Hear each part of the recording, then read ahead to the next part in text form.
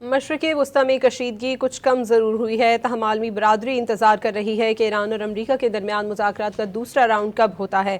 ایران نے امریکہ کو بتا دیا ہے کہ امریکہ کی جانب سے وعدہ خلافیاں، ناکہ بندی اور دھمکیاں مذاکرات کی راہ میں بڑی رکاوٹیں ہیں۔ تہران مذاکرات کا حامی ہے اور رہے گا۔ ایرانی صدر مسعود پزشکیان نے امریکی صدر ٹرمپ کے بیانات کا جواب دے دیا۔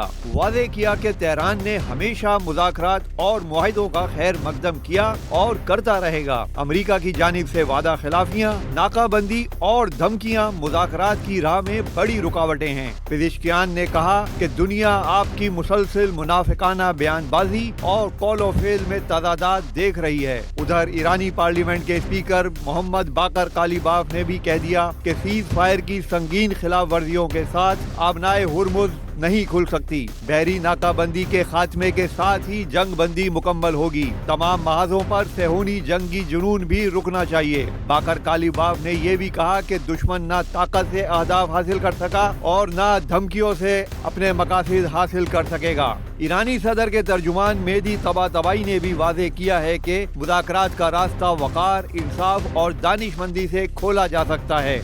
دشمن کو اپنی وعدہ خلافیاں اور دھوکے بازی بند کرنی چاہیے۔ ایرانی صدر کے ترجمان نے ایرانی قیادت میں تقسیم کے دعوے کو بھی سختی سے مسترد کر دیا۔